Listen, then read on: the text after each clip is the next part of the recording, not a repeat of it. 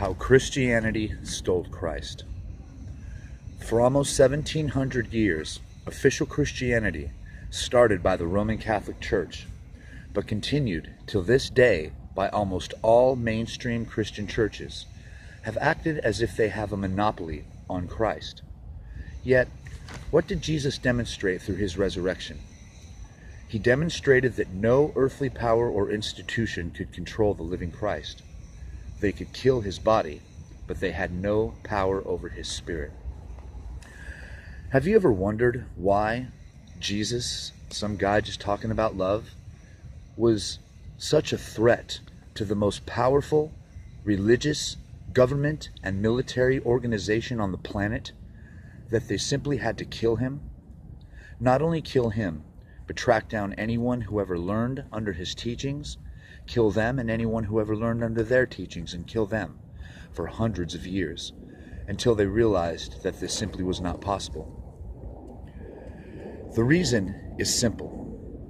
The Jews of the day had the people convinced that their eternal soul salvation was dependent upon the sacraments performed by the priesthood, meaning that the people could only enter heaven by being obedient to an external institution here on earth. Does this sound familiar? Well, it should, because it is the exact same message that has been preached by almost all Christian churches since the formation of the Roman Catholic Church in the 4th century AD. Do you find it strange that the religion that claims to represent Christ on earth became the exact same kind of religion that had Jesus killed? Do you find it peculiar that Christianity makes the exact same claim about your soul, namely that it depends upon the external religion, as the religion that saw fit to have Jesus eliminated? Well, if you do find this peculiar, it is simply because you have been brought up with a completely false view of religion and the forces that drive human history. You've been brought up with a view that was crafted by those who won the battle for power and control of the Christian religion.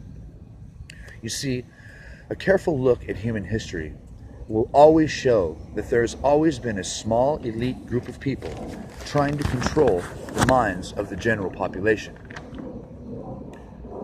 The members of this power elite have been using any and all power available to them to secure special wealth, power, and privileges for themselves, including military power.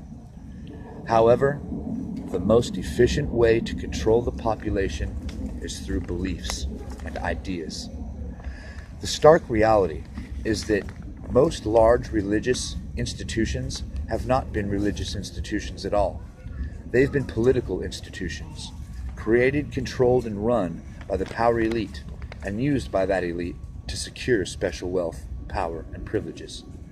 As an obvious example, consider how the Catholic Church allowed the kings, queens, and noblemen of medieval Europe to hold the population in an iron grip for over 1,000 years. It was called the Dark Ages.